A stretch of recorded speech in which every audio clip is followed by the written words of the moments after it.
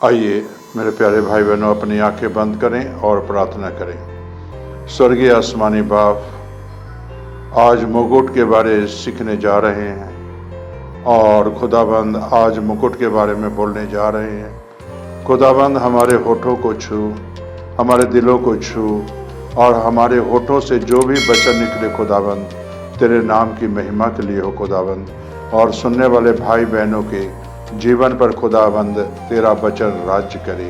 ये प्रार्थना अपने खुदाबंद यीशु के नाम से मांगते हैं, आमीन। मेरे प्यारे भाई और बहनों, आपके सामने अभी पढ़ा जाएगा पहला पत्रस 5 बाब उसकी 1 से 4 आयत। तुम में जो प्राचीन हैं, मैं उनके समान प्राचीनों और मसीह के दुख का गवाह और प्रकट होने वाली महिमा में सहभागी होकर उन्हें यह समझाता हूँ कि मसीह के उस झुंड के जो तुम्हारे बीच में है रखवाली करो, और यह दबाव से नहीं परंतु परमेश्वर की इच्छा के अनुसार आनंद से और नीच कमाई के लिए नहीं पर मन लगाकर। जो लोग तुम्हें सौंपे गए हैं उन पर अधिकार न जताओ, वरन झुंड के लिए आदर्श बनो। तब प्रधान रखवाला प्रकट होगा और तुम्हें महिमा का मुकुट दिया जाएगा जो मुरझाने का नहीं। मेरे प्यारे भाई और बहनों, यहाँ आप अगर देखें परमेश्वर के वचन में से तो जो है यहाँ साफ लिखा हुआ है, मसीह के साथ हमें और आपको दुख उठाना होगा।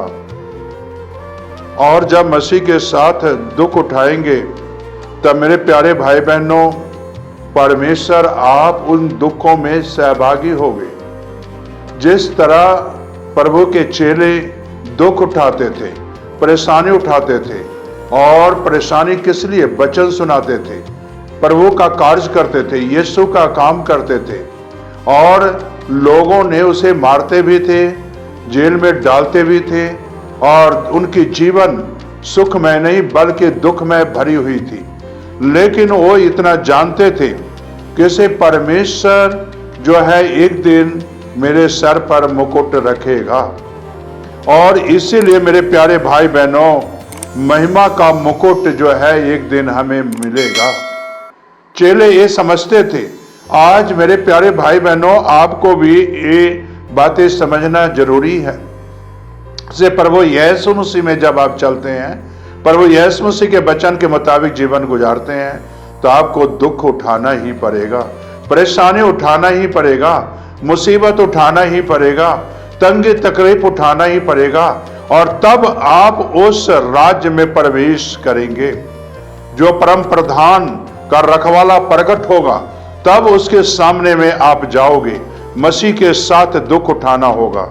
मेरे प्यारे भाई और बहनों, दुख उठाते हुए हमें और आपको परमेश्वर के साथ, यीशु के साथ सहभागिता होना जरूरी है। और यहाँ आगे लिखा है कि परमेश्वर के उस झुंड की जो तुम्हें दिया गया है उसकी रखवाली करना, यानी कलीसिया की रखवाली करना, झुंड की रखवाली करना। और मेरे प्यारे भाई और बहनों, अपने झुंड को जो है संभालना, अपने कलीसिया को संभालना, और किस तरह संभालना है वो आप खुद ही जानते हैं। जिस तरह की प्रभु के चेले कलीसिया स्थापित करते थे और कलीसिया को जो है प्रभु के यीशु के वचन सुनाते थे, और वो कलीसिया इकट्ठे होते थे और जो है परमेश्वर की आराधना करते थे, और वो जो एक झुंड और एक ही मंडली होती थी और उसकी आराधना करते थे। उसी तरह आज हमें और आपको दुख उठाते हुए सहभागी होते यीशु में, और जो है मेरे प्यारे भाई बहनों, अपने झुंड की रखवाली करना है। और जब झुंड की रखवाली करोगे तो परमेश्वर आएगा और आपके झुंड को भी विश्वासी देखेगा तो आशीष देगा। जो आपको सौंपे गए हैं, जो आपको कलीसिया सौंपा गया है, उसकी हमें और आपको रखवाली करने की जरूरत है। मेरे प्यारे भाई बहनों, आज आप कलीसिया के लिए एक आदर्श बने, और एक आदर्श पास्टर बने, एक आदर्श कलीसिया को चलाने वाले बने, एक आदर्श जो है कलीसिया के साथ मोहब्बत करने वाले बने, जिस तरह के यीशु ने मोहब्बत की कलीसिया के साथ और अपने लोगों के साथ। उसी तरह आपको भी मोहब्बत करना जरूरी है कलीसिया के साथ। मेरे प्यारे भाई बहनों, इतना याद रखना, प्रभु के चेले जो हैं दुख उठाते थे, उनसे नफरत नहीं करते थे जो उनके मारते और जेल में भेजते थे, बल्कि उनसे मोहब्बत करते थे, प्यार करते थे और उनसे भी मोहब्बत करते थे और उनको भी सुसमाचार सुनाते थे। इसी तरह आज आपको जो है प्रभु के सुसमाचार सुनाना जरूरी है।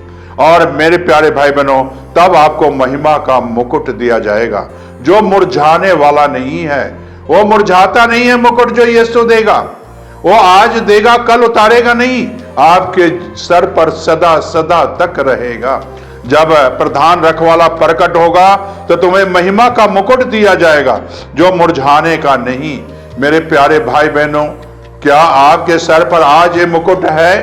क्या आज अपनी कलीसिया को ये मुकुट देना चाहते हैं? आप अपने भाई बहनों को जो कलीसिया में हैं, क्या ये मुकुट है या नहीं है? तो मेरे प्यारे भाई बहनों, आज अपनी कलीसिया के लिए एक आदर्श बनो। जिस तरह जो है प्रभु के चेले कलीसिया के आदर्श बने, आज आप भी आदर्श बने और जो है आदर्श से सेवा करें, प्रभु के पीछे चलें, प्रभु की आराधना करें और कलीसिया को बताएं से जिस तरह हमारा यीशु आदर्श था उसी तरह आप भी आदर्श बनो। कलीसिया को आदर्श बनाओ, प्रभु के पीछे चलना सिखाओ, प्रभु के वचन को सिखाओ और प्रभु के अंदर रहना सिखाओ, उसके वचन के अंदर रहना सिखाओ, ताकि आपकी कलीसिया एक महान कलीसिया कहलाएगा। जब प्रभु यीशु प्रकट होगा, रखवाला प्रकट होगा, तो आपकी कलीसिया एक महान कलीसिया होगा और उनके सरों पर मुकुट होगा, आपके सरों पर मुकुट होगा। क्या आप ये पाना नहीं चाहोगे? तो आओ मेरे प्यारे भाई बहनों, इस मुकुट के लिए दुआ करें। खुदावंद खुदा, जो भाई बहन आज ये वचन सुन रहे हैं, खुदावंद इनकी कलीसिया एक आदर्श कलीसिया बने। पास्टर साहिबान के ऊपर ये मुकुट हो, खुदावंद कलीसिया के ऊपर मुकुट हो और एक कलीसिया एक आदर्श बने, तेरे पीछे चलने वाले बने, तेरे वचन के मुताबिक चलने वाले बने और तेरे वचन के मुताबिक जीवन गुजारने वाले बने खुदावंद। और खुदावंद यीशु, ऐ बाप पास्टर साहिबान को इतनी ऐ बाप वरदान दे ताकि ऐ बाप अपनी कलीसिया के लिए एक आदर्श बने खुदावंद, ताकि तेरे नाम की महिमा मिले। ये प्रार्थना यीशु के नाम से मांगते हैं, आमीन आमीन।